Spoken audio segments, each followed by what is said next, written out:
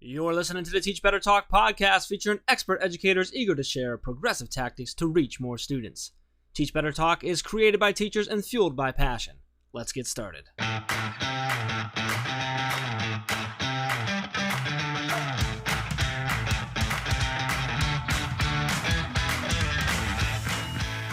Hey everyone, welcome to episode 128 of Teach Better Talk. I'm Ray Hewart, and as always, I'm with my game-changing friend, Jeff Gargas. Ooh, game-changing. I like that one. It fits this episode so well. Did you do that on purpose? You know what? I wish I had, but actually it was submitted by Marcella, who is a part of our Facebook family. Awesome. Yes, and she said that you really are game-changing because you're willing to take risks in PD and strategies to improve learning outcomes for all students. And I love that she wrote that as a description of you because it was kind of sweet and nice and true. It was. She's awesome. Thank you, Marcella. She's really cool. She's so positive all the time. And I love being connected with her. So thank you. That's awesome. Good stuff. Yeah. But it also fits this episode really well. Because we're talking a lot about game stuff. Well, exactly. And Matt has a ton that he shares. But before we get into Matt's episode, can I just tell you, I've been doing a lot of reflection about like how education's structured and, you know, kind of where we're headed and where we want to be. And if you don't mind, Jeff, I know this is random. Stick with me here, friend. Can I talk about my sister? Yeah, if you're going to, go ahead. I don't think it's all that random. I think it kind of connects in a weird way. Go ahead. It does, I promise. For those of you that know me, or you don't, you're just going to find this stuff out. My sister is studying to be a vet in Glasgow, Scotland. So she's been there for about 3 years. She's got about 2 years left in her doctoral program. She's got an amazing setup. I was able to visit her a few years ago. But one of the incredible things that I've learned from her, and let me tell you, I have learned a ton. She's the genius of the family. And yes, I'm older. And yes, she's cooler than me. But her whole program for how they are immersing these doctoral students into really understanding veterinary science is fascinating to me as an educator. And so I've been doing a lot of having a lot of conversations with her over the past few years, and it's really interesting. So she's taking a full set of courses, all studying different elements of veterinary science. Very much makes sense to somebody who understands the academic world. But the way that they do it is using case studies. So I'm going to give a horrible example, but for the sake of, you know, the lamos listening that's like me, that doesn't really understand all the biological pieces, this is so neat. So for instance, if they're studying like a cow, okay, work with me here. The different classes that examine different elements of veterinary science actually all take the same case study and examine the animal from multiple different aspects. So for example, if I have a cow that I'm examining, quote unquote, in this case study, then the, class that I have on the respiratory system is going to examine the cow in that capacity. And then they're going to look at the bones and the muscles and all the nutrition and the whole element that they've kind of built of studying these animals from multiple different capacities is really this interdisciplinary model that we try to put into our classes where, the science class is studying the same topic as the math class, and they kind of work together so that the students can see the relevancy in their learning. And so I've been thinking a lot about this. I know I've tried to find as many ways to duplicate this in public education and, in all other buildings using the Teach Further model where you're really bringing in relevancy. But it fits so perfectly with this episode because Matt is a professor at this university that she's studying with this extremely progressive interdisciplinary approach to learning. And I just think it's so important that no matter what grade level you teach, whether it be kindergarten to, upper high school to higher ed, that we allow students to see this purpose, this relevancy, and this connection between our content areas, because I really think that builds the best doctors, that builds the best, insert any career field here, because the students actually understand what in the world they're doing and why they're studying it. I so agree. And that was a really cool way to connect that. Kind of, right? It was really cool, just the fact that he's actually, like, we didn't know that he teaches at the university that your sister's at, but then that was a really cool connection. Well, and his focus is very similar, and I obviously will listen to it in this podcast episode, but his commitment to not only bringing in a progressive idea, a necessary progressive idea into a university scale, but also ensuring that students understand the relevancy of those tools is something that I hope all educators, no matter what subject you teach or grade level, you can take that back to your classroom tomorrow and say, how am I building this successfully for students, no matter what my resources are? Yeah, absolutely. Love it. This was a phenomenal episode. So Dr. Matthew Barr, or just Matt, as we call him, he's a lecturer, as we said, at the University of Glasgow. He's got a lot of stuff going on. So he actually started the university's first game studies course. So he founded it's an international student game studies journal called Press Start. He's in the computer and science education. He's got this really cool, and he goes into this quite a bit too. It's a graduate apprenticeship program in software engineering, which is really cool. He's the co-director of the university's Games and Game and Lab. He's got a book out called Graduate Skills in Game-Based Learning. He's done a lot of research and projects and stuff, and looking at how video games affect the mind and how they work in higher education. Some cool stuff that he shares with us that got me excited. So I asked a bunch of follow-up questions for him. He shares some of the results of the research and stuff. He's the vice chair of the British Digital Games Research Association. He's the director and trustee for the Scottish Game Developers Association, and he sits on the BAFTA Scotland committee as well. And he's also serving as the games jury chair. So this guy's got a lot going on. Super fun. We had a blast. A huge shout out to Matt. We had a lot of technical issues with connecting and stuff, and he fought through it with us. It was super late where he is. It was after midnight by the time we got going, where he is in Scotland, and he still I think delivered an awesome episode. Super excited for everyone to jump in. So excited that I'm not even going to let Ray say anything. Let's just get into episode 128 with Matt Barr. Hey everyone, it's Ray. We are about to get right back to the episode, but I wanted to make sure you are a part of our Facebook group. The Teach Better team has a private Facebook group that has grown so much over the past few months, and we continue to do live sessions, answer questions, and have teachers share their lesson plan ideas so we can all collaborate together. Head over to Facebook and search Teach Better Team to request to join, or you can head to teachbettergroup.com and request there. Either way, we'll see you over on Facebook. Now let's get back to the episode. All right, we're here and we're chatting with Matt Barr, and we are already having a good time here because we have had all kinds of technical difficulties, but we pushed through. We got it figured out. We're connected. Matt, super excited to have you on. We just found some really cool connections between you and Ray, the fact that her sister's at the university that you're at, and that she's been to Scotland and everything like that, and that you're actually from Chicago, or you have family in Chicago as well. It's just kind of crazy cool, small world, even though it's not that small of a world. So super excited to have you on and kind of dive into what you do and hear your story and stuff. But before we get going too far, man, how you doing tonight? I'm good. Yeah, it's late. It's late after midnight. Yeah. So but I'm raring to go. Matt, I was so excited. I was not going to let our tech issues bring us down because this is going to be an outstanding episode. I can just already feel it. I want to start off our first question kind of talking about you and your background. And I always like to say it's an easy question, even though it simply isn't, because educators do a lot of things.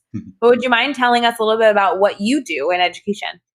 Yeah, sure. So, well, I often make the joke that what I do is all smoke and mirrors, but I do have a real job. So, certainly, I think some of the strange looks I get come from the fact that I research video games. Some people think that's a little bit odd. But probably what I'm doing right now, day to day, actually resembles a job. So that's running a new undergraduate work-based degree program in software engineering. But prior to that, my research has been to do with using video games in higher education. So, okay, now I want to dive into this. So when you say you're researching video games, what does that mean? What does that look like? What do you research and what are you looking for? Sure, it probably looks less fun than it sounds, but the idea is the work we did was looking at how commercial video games, the stuff you can buy at the store, can help develop graduate skills. So, develop things like communication and resourcefulness and so on. So I've been researching the kind of game-based learning, if you like. And we ran a bunch of experiments, and I've done some work around that, which has been quite exciting. That's really cool. I love that idea of looking at that. So now I'm gonna make you dive further in. So in your research, what have you found? What are the connections that you found in those? Like, so maybe you can share one of the sort of tests or projects that you've run and sort of the experiments. Sure. And what you've gained from that. Yeah, sure. So originally I did a study where we tried to make it as robust as possible. We made it a randomized control style trial where we recruited 100 undergraduates, and we split them randomly into two groups, one control, one intervention.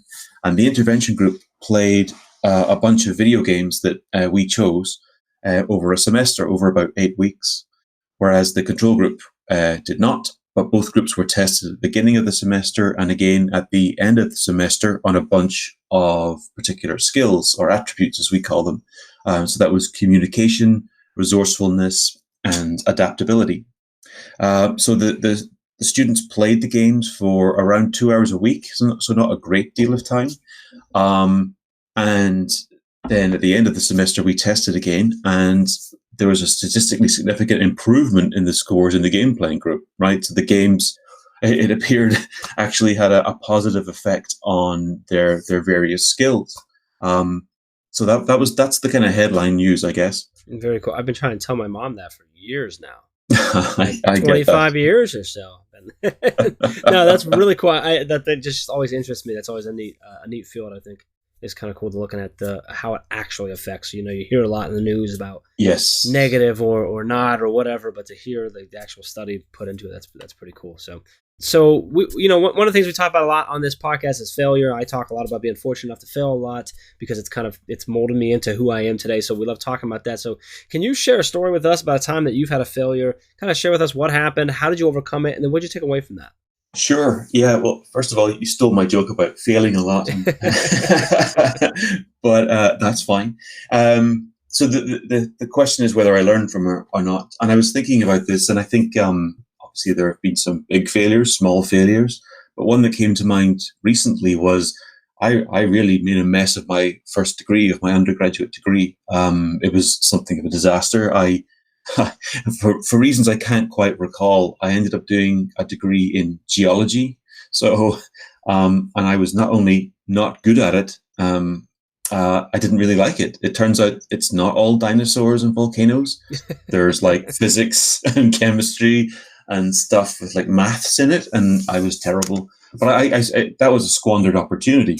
I had some great teachers, some of whom are now distant colleagues at the university. But I wasn't into it, and I just scraped through. So when I graduated, I just threw the degree away and went into an entry-level IT job, worked my way up, eventually came back to the master's and later a PhD. But I mean, that was a train wreck, but it's something I draw on all the time in my current job as an academic, because especially in my role as what we call an advisor of studies. I'm not sure what the equivalent would be, but it's like a personal tutor, someone who has a pastoral role, who looks after the students too. And I see so many students who are in the same situation I was 22 years ago, right now, that I was in at that time. So they've made maybe bad decisions. They're just not in the right place just now mentally to be at university. Maybe they sort of kind of lack the maturity, kind of like I did, to be honest. And I feel I can connect with those students really well because I've been there and done that. Whereas a lot of my smarter colleagues have sailed through, I've always been destined for academia. I've got their first class degree, got their great distinction honors at master's level, got their PhD, but it's been a bumpier ride for me. And I think probably I would be less good in that part of my job if I hadn't massively failed my my first undergraduate degree. The other thing I should say is that my office now, I look out the window and literally I can see the geology building.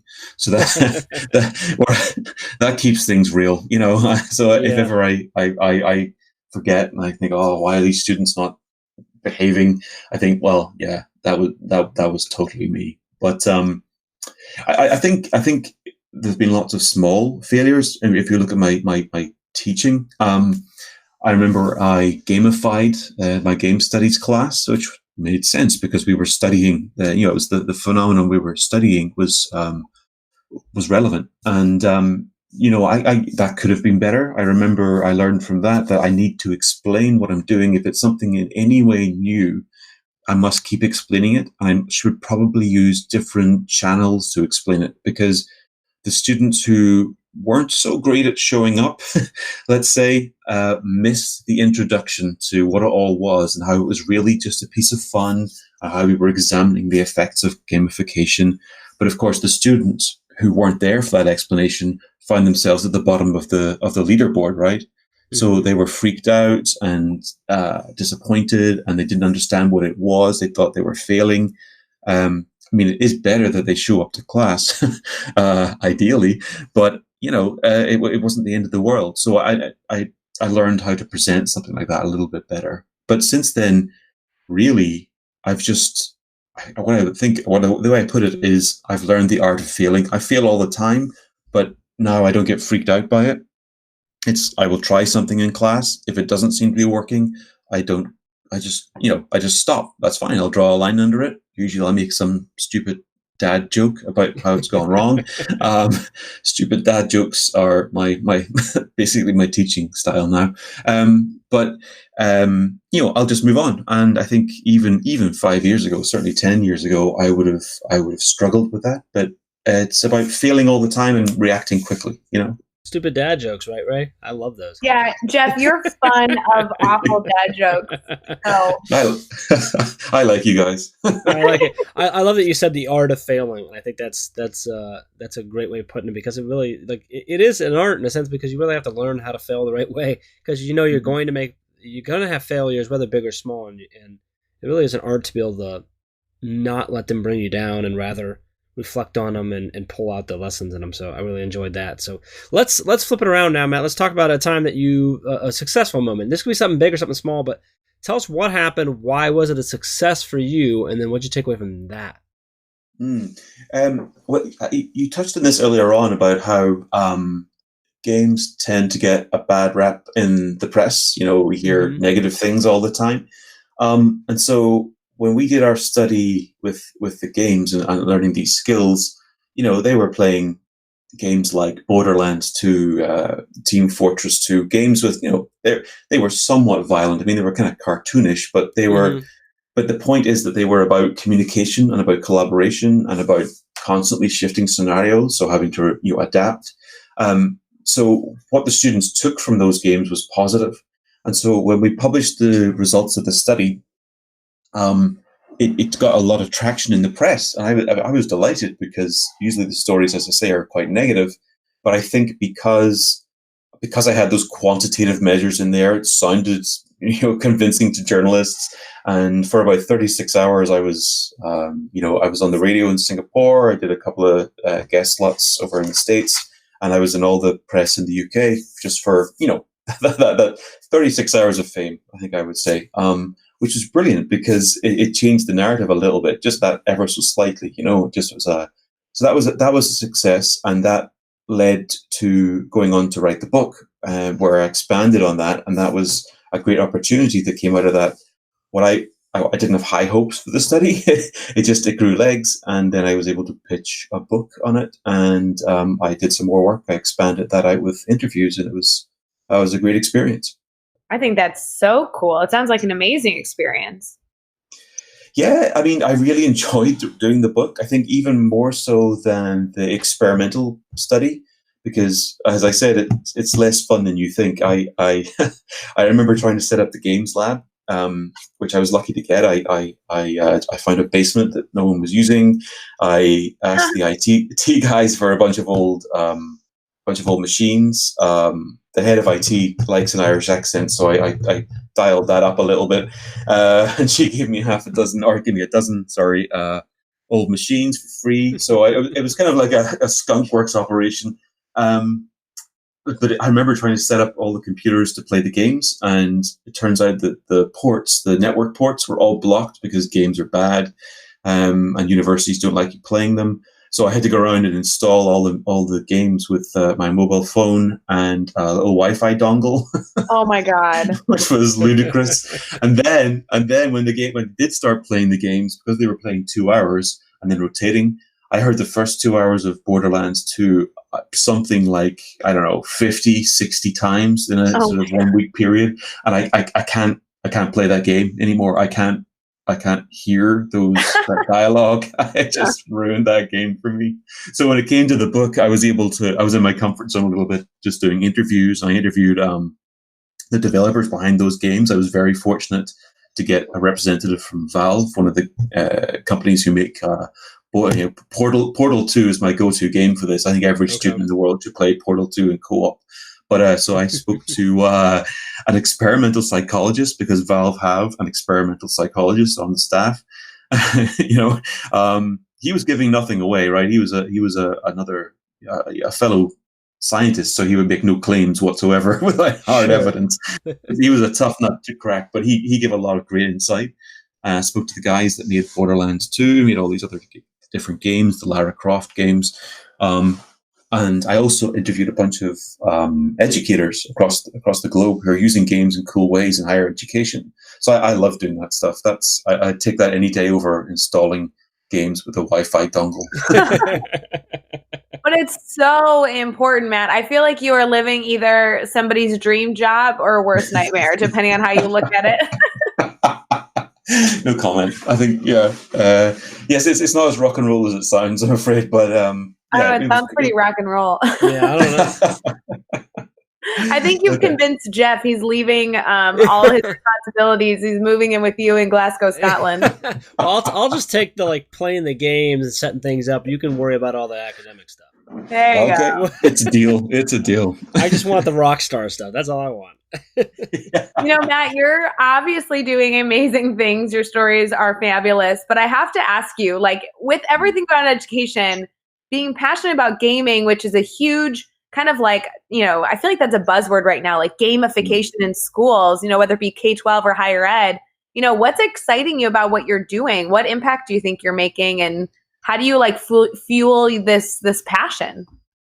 Sure. I mean, I don't get to do it all the time in my day job, but I am keeping things going with the game stuff. So what's cool is I've got a couple of PhD students working in that space, and I'm still getting the opportunity to talk about this stuff. So I get invited to various places where I get to talk to very serious grown-up people.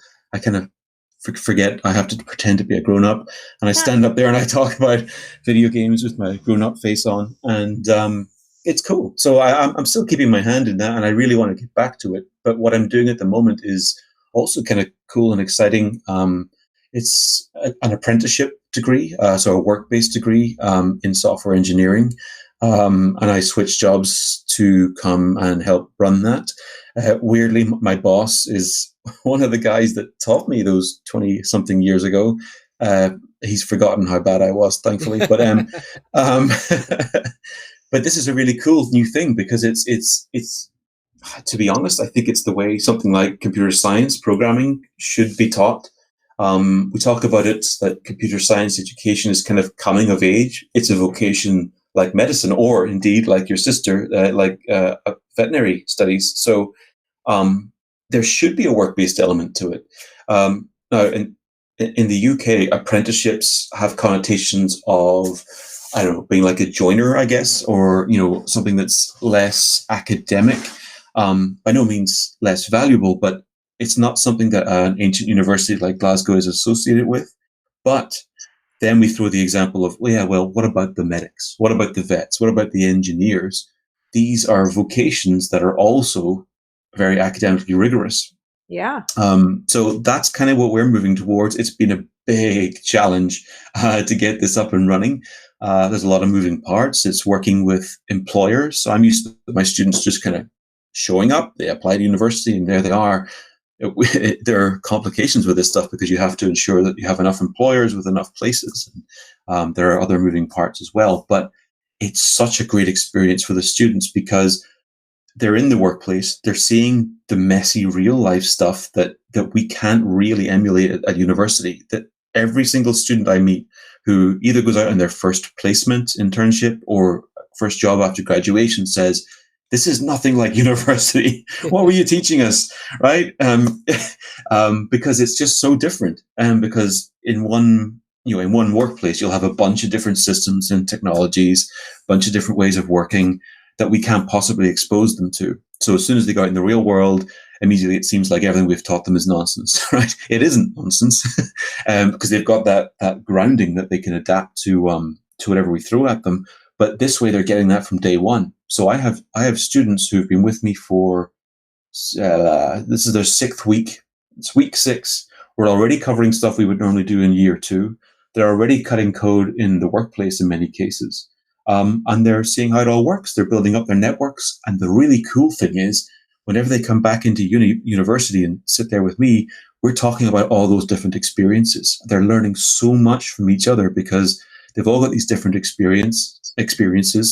It's set up so that they're all helping each other, and they're learning so much. I think they don't even quite appreciate yet how much they're learning, but I can see it, and it's very cool.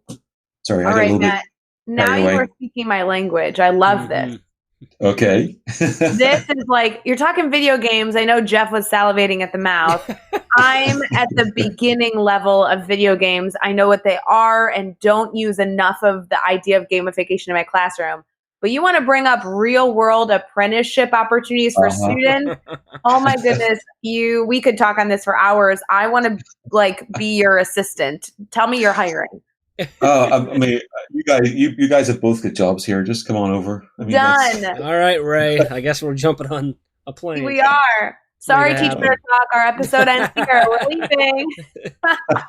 Our next episode will be live from Scotland. It's all good. There we go. We could go hang out with my sister. It'd be a whole party. Well, Matt, I have to tell you, with these 2 extremely valuable ideas and your tactical steps to actually put them into place and make them happen, I couldn't be more on board with your mission and the work that you're doing in multiple different capacities. But tell me, we always ask our guests advice, and I think advice is important because a lot of our listeners like to take away this tip and really put it into their classroom, tomorrow or within the next month, because they want to ensure that they're reaching their students as best as possible. So with everything that you're passionate about and all the important work that you're doing, what type of advice do our teachers need to be successul?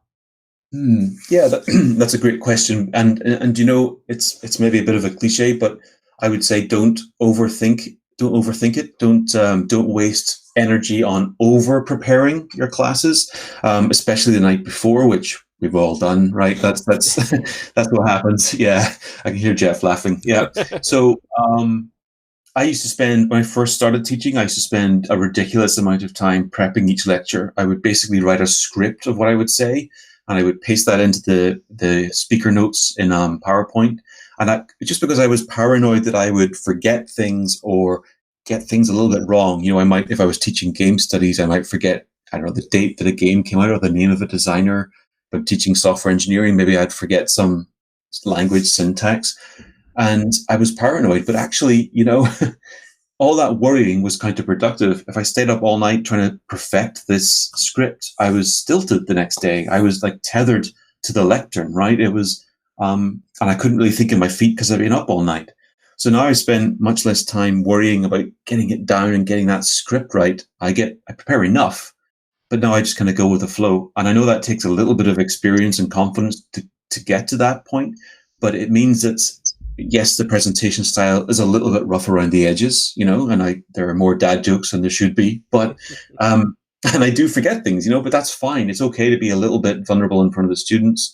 Once you're standing up there in front of them, most of the time they are accepting of the fact that you know better than them, at least for now. But the trade-off is that much stronger relationship with the students because you're being yourself, and all the energy that I used to waste on ridiculously over preparing can be put into the delivery on the day. So that would be my takeaway, I guess. I love it. Don't overthink it. Go with the flow a little bit. It's all right to be a little rough around the edges. Speaking my language there for sure. So, all right, let's have a little bit of fun with this next one. What we're going to do with this next one is I'm going to throw 6 questions at you. Your goal is to answer each one in 15 seconds or less. You ready to go? I think so. All right. What is one ed tech tool you cannot live without? Right. Maybe not quite ed tech, but the recorder app in my Pixel 4 is pretty amazing. I'm not paid by Google. So not only can you record my lectures, but it does a really good transcript in real time, even with my dodgy accent. So and I can give that to students right after class. Oh, that's cool. I would qualify that as ed tech tool. That's pretty awesome to be able to provide them with that. Give us a book that you're reading right now. For fun, I'm reading The Secret Commonwealth by Philip Pullman, the kind of sequel, I guess, to the Dark Materials trilogy. And I'm about to read a really interesting looking book called Video Gamers and Games in Therapy by Anthony Bean, because one of my PhD students is working on that stuff right now, and I want to get into it. That's pretty cool. Who do we need to follow today, either on Twitter or Instagram? I'm terrible at this. I'm terrible at social media. Anyway, I'm going to give you 2 of my colleagues who I really value in here at Glasgow, both based in our academic development unit. One is Dr. Vicky Dale. That's VHM Dale, DALE, on Twitter. Vicky's super into online blended learning design. She's brilliant at advising on designs. Dr. Natalie Sheridan, and that's DRN Sheridan on Twitter. She's really helping us out with the apprenticeships. She's helping to coach the mentors that we're having in the workplace. She's awesome. And not a person, but Fem Ed Tech on Twitter is a network of folk who are engaged in ed tech, but with a feminist slant. It's mostly women working in tech. And give us a good YouTube channel or website for educators. Yeah, I meant to think about this one more. Okay, I know I should probably say something sensible. I like the higher education section of the Guardian website, the Guardian newspaper. But right now, the one that I'm using the most in my prep is ImageFlip, the meme generator, because it's an awesome way of turning my dad jokes into memes. And I think it's getting to the point where the students are kind of laughing at me rather than with me, but at least they're laughing. So I'll take it. Give us a daily, weekly, or monthly routine every teacher should get into. I'm struggling to do this myself, but when I make the time to do it, writing up some quick and dirty reflections on my teaching is really helpful. Even if it's once a week, once a fortnight. I find this has been really helpful on the apprenticeship degree because I've been asking the students to keep reflective learning logs. I thought I should do the same. And I realized once I started writing, it just started pouring out. So it was really interesting. And what's the best piece of advice you've ever received? This is probably a cliche, but learning to say no. I say yes to a lot of things, like, podcast interviews at midnight. But we're glad you said yes to this podcast. Yeah, no kidding. Right. It's okay to say yes to the cool stuff, right? But yeah, exactly. My wife was just shaking her head as she went off to bed. Thinking, yeah, I learned to say no. It went so smooth with no tech issues or anything. So that's right. We had so many tech issues, but it was totally worth it, wasn't it? Yes, totally worth it. I'm glad. I have to say, I support a teacher finding balance and saying no. But in terms of saying no to this recording, I'm really glad that you chose to stay up all the way till midnight to record a Teach Better Talk podcast because you have so much to share. I don't know what we would have done without you. Yeah, in your face, my wife. So there we go. Yeah. Yeah, I'm going to play that little bit of the podcast back. Maybe not that Jeff, you want to edit that part out? No, there's a good chance that'll be repeated at the end, like after the outro as the outtake, like 13 times. We'll see. Well, Matt, I don't know how often you listen to Teach Better Talk, but when you do those questions well, we send a trophy over, and we're going to pay extra postage to send you the Teach Better Talk trophy today. Man, I'm just winning all over the place here. This is great. You are. Yeah. Well, I have the most important question of the evening. Right before you can head to bed and consider this a very successful day, we want to make sure that we have our listeners connect with you because this recording should only be the beginning. You have a lot more to share on gamification, a lot more to share about purposeful implementation in classrooms, and that real-world connection. Oh, my goodness. So we want to make sure that our listeners can connect with you. What is the best avenue for them to do that? I guess Twitter. So I'm at Hattie_Matt for historical reasons. It's HATII_Matt on Twitter. Nice. Any other things that you want to share in terms of a website? Maybe retelling us the title of your book so we can go look that part up as well? Sure. I need to get better at plugging the book, don't I? So it's called Graduate Skills and Game-Based Learning. It's published by Palgrave Macmillan. And I've got a little short URL for you. It's bit.ly/GradSkillsGBL. GBL for game-based learning. Awesome. We'll make sure we have that over in the show notes because, you can find all the links and all the resources, everything we talked about with Matt over at teachbetter.com, as well as the important links for connecting with Matt, and so you can keep that conversation going. So make sure you head over to teachbetter.com for the show notes for all that. Be sure to hit subscribe so you don't miss any upcoming episodes, and if you can give us a rating and review, we'd really, really appreciate that as well. Let's continue to take this one step further. Think of just 3 of your colleagues who need to hear these amazing stories and share this podcast with them. Matt, this was awesome. I'm so glad that you stayed up super late for us. We fought through the tech issues and that we were able to get on, but then we went old school here. We started recording the way that we used to. It was crazy, but we made it happen. It was totally worth it. So much value in this episode, man. We just really, really appreciate your time and you having some fun with us and just hanging out tonight. Thank you. I enjoyed it. Thank you so much for having me. And until next time, let's get out there and let's teach better.